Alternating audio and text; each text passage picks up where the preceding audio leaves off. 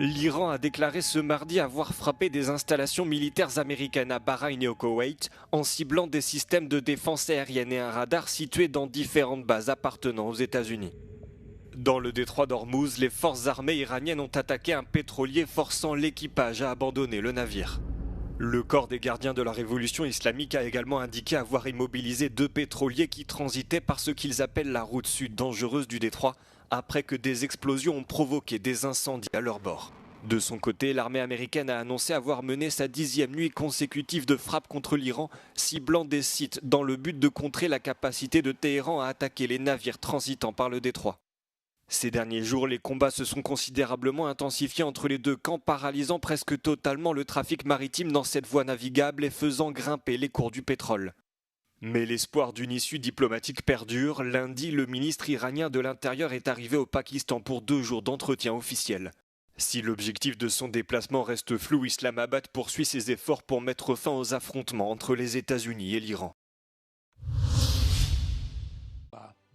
La Hongrie se prépare à sélectionner un nouveau président. Tamas Suljók, qui occupait ce poste, annonce avoir accepté sa destitution et promulgué le 17e amendement à la constitution hongroise. Depuis minuit, lundi 21 juillet, la présidente du Parlement, Agnès Forshofer, assure donc les fonctions de chef d'État à titre intérimaire, comme le veut la loi. Dans un message publié sur les réseaux sociaux, la présidente du Parlement déclare qu'elle exercerait ses responsabilités de manière impartiale pendant la période de transition, en gardant à l'esprit les intérêts du peuple hongrois. Le parti TISA a répété à plusieurs reprises qu'il souhaitait modifier la Constitution afin que le président soit élu au suffrage direct. Toutefois, un tel changement pourrait prendre des années. En attendant, la recherche d'un candidat par intérim a déjà commencé.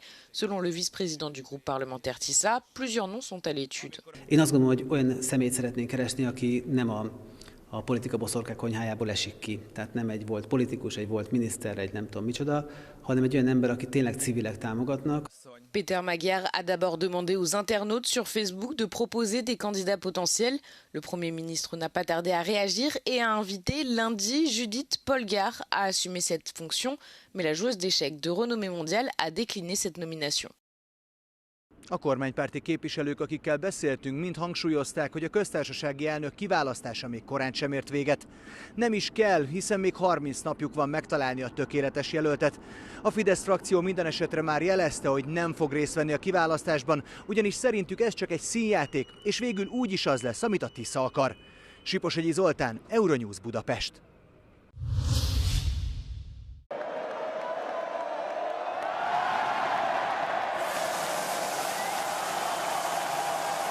Plus d'1 million d'Espagnols sont venus assister ce lundi au retour triomphal de leur champion du monde à Madrid après leur victoire 1-0 en finale contre l'Argentine, le 2e sacre mondial de la Roja après celui de 2010. L'équipe nationale s'est d'abord rendue au palais de la Zarzuela où elle a été reçue par le roi Felipe VI et la reine Leticia Ortiz avant de prendre la direction du palais de la Moncloa pour y rencontrer Pedro Sánchez, le Premier ministre, qui rêve déjà d'un nouveau titre dans 4 ans. La Roja a ensuite défilé dans les principales artères de la capitale, qui s'est de rouge et de blanc pour l'occasion. À bord d'un bus à Impérial, les champions du monde ont fendu la foule qui a envahi les rues de Madrid pour célébrer cette 2e étoile. La délégation a ensuite rejoint la Plaza de Cibeles, où les festivités se sont poursuivies jusqu'au bout de la nuit. Hoy fiesta, pero bueno, sí, hoy fiesta. Hasta... Hay que ir tranquilito que mañana toca trabajar, es lo malo. Tranquilito hasta las 7 de la mañana. Un par de copitas y para casa. Hasta que abra la oficina. Sí, en principio vamos a estar aquí por Cibeles, a ver si luego podemos colarnos un poco y lo vemos mejor. Y pues tía, escuchar a Ana Mena y Aitana, que siempre las escuchamos por la radio y nos hace mucha ilusión, así que a ver si las podemos ver hoy. Aquí con todo el mundo. Así tenemos que celebrar. ¡Vamos España! La Roja ha vuelto a hacer historia. España ha conquistado su 2ª Copa del Mundo y Madrid se ha convertido en el epicentro de esta celebración. Miles de aficionados se han reunido aquí en la plaza de Cibeles para recibir a una selección que 16 años después ha conquistado su 2ª estrella en la camiseta. Banderas, cánticos y un ambiente de euforia es lo que caracteriza esta jornada de celebración que sin duda pasará a la historia del deporte español. Cristina Chuquer para Euronews en Madrid.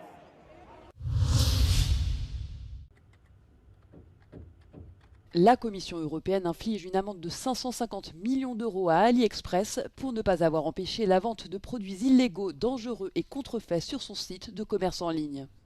Bruxelles reproche à la plateforme chinoise des contrôles de conformité insuffisants, facilement contournés par des vendeurs malveillants. Ceux-ci auraient volontairement mal classé certains produits afin d'échapper à des exigences réglementaires plus strictes.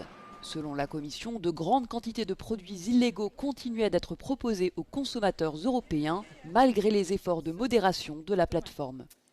The company itself reported that almost 15 million illegal products were recommended last year to users in the European Union. We're mostly speaking about unsafe and counterfeit products such as cosmetics, toys, clothes or gadgets, to name just a few. Cette amende s'inscrit dans le cadre de la procédure formelle engagée en 2024 pour une possible violation du Digital Services Act de l'Union européenne. AliExpress a désormais jusqu'au 20 octobre prochain pour présenter un plan d'action détaillant les mesures que l'entreprise entend mettre en œuvre afin de répondre aux exigences de la Commission. Bruxelles a dévoilé des propositions visant à renforcer la compétitivité des banques européennes, notamment en instaurant un cadre leur autorisant une prise de risque mesurée.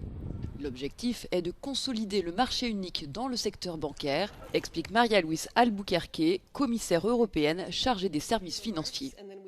It's not banks that need to take more risk. It's the whole Europe that needs to have a different approach to risk.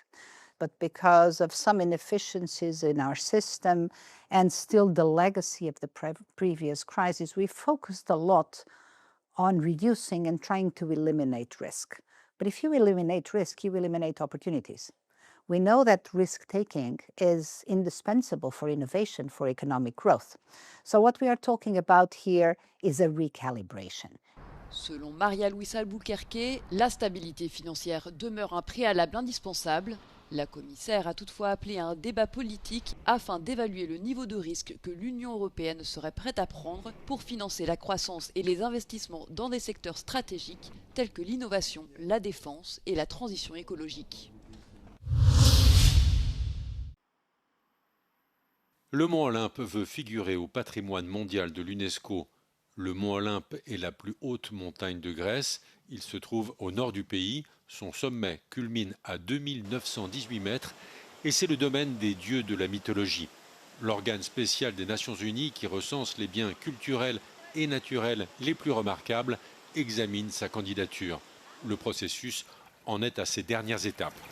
Είναι ο τόπος που μεγαλώσαμε, είναι ο τόπος που βλέπουμε κάθε μέρα, αλλά παράλληλα είναι και ένας τόπος ο οποίος κουβαλάει επάνω του μύθο, ιστορία, βιοποικιλότητα, εξαιρετική ομορφιά και πάρα πολύ μεγάλο πολιτιστικό φορτίο.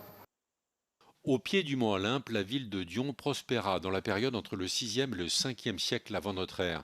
Le site archéologique de Dion pourrait être inclus au dossier de candidature pour figurer avec le mont Olympe sur la liste du patrimoine mondial de l'UNESCO.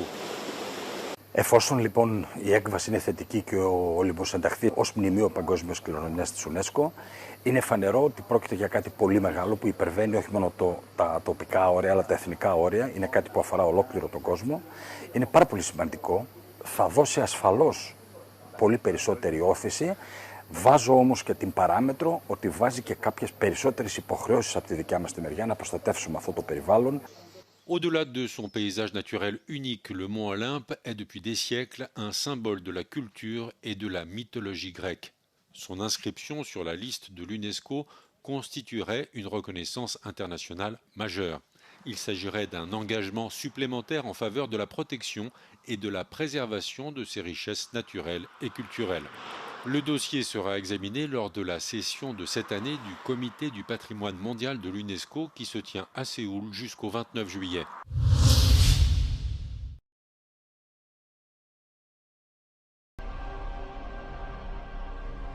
Inspiré de l'œuvre d'Homère, l'Odyssée, le film très attendu du réalisateur Christopher Nolan, est actuellement à l'affiche dans les salles du monde entier. En Grèce, dans le pays d'Homère, les élèves de cette classe découvrent les aventures du roi d'Ithaque grâce à leur professeur Philippos qui a hâte de voir le film. Pour lui, l'Odyssée est bien plus que du cinéma. Cette œuvre de la littérature grecque fait partie intégrante de son travail quotidien. Είναι ένα καταπληκτικό λογοτεχνικό κείμενο, μέσα με το οποίο μπορούν τα παιδιά να ταυτιστούν, να δουν στον εαυτό τους ίσως τον Οδυσσέα, αλλά να δουν και το δικό τους τόπο. Η Οδύσσεια είναι μια ιστορία που εκτελήχθηκε εδώ, στην Ελλάδα. Εγώ ως παιδί, όταν ήμουνα στο χωριό μου και έκανα την Οδύσσεια, έβλεπα εκεί που έβλεπα την Αυσικά να πλένει στο πηγάδι, έβλεπα τη μητέρα μου που με έπαιρνε παιδάκι και πηγαίναμε να πλύνει τα ρούχα με τον ίδιο τρόπο. Dans le cadre de leurs études, les élèves grecs sont encouragés à analyser l'intelligence d'Ulysse par rapport à sa force physique et à débattre de ses actions parfois violentes. Μια ιστορία που μας διδάσκει πολλά πράγματα και μας λέει να μην τα παρατάμε και να χρησιμοποιούμε το μυαλό μας και όχι τη βία και πιστεύω ότι πρέπει να συνεχίσει να διδάσκεται. En dehors des salles de classe, de nombreux enfants découvrent l'Odyssée pour la première fois au théâtre. L'acteur Manos Pinzis incarne Ulysse dans une pièce destinée aux enfants et aux adolescents. Cet acteur de renom estime que, outre le fait de divertir le jeune public, la pièce les aide à tisser un lien plus profond avec l'univers homérique. Δεν λες το παιδί απλά διάβασε την ιστορία με το ζόρι, γιατί θα κλωτσίσει το παιδί. Όταν του επιβάλλεις κάτι, κλωτσάει. Όταν βλέπει όλο αυτό να εκτελήξεται μπροστά του, είναι ένα λιθαράκι στο να μάθει και να μάθει και μάλιστα να μάθει με τη θέλησή του. Με τον τεράστιο βράχο! Οριστήκαμε και αρχίσαμε να ψάχνουμε μέσα στη σπηλιά για ένα κορμό δέντρο.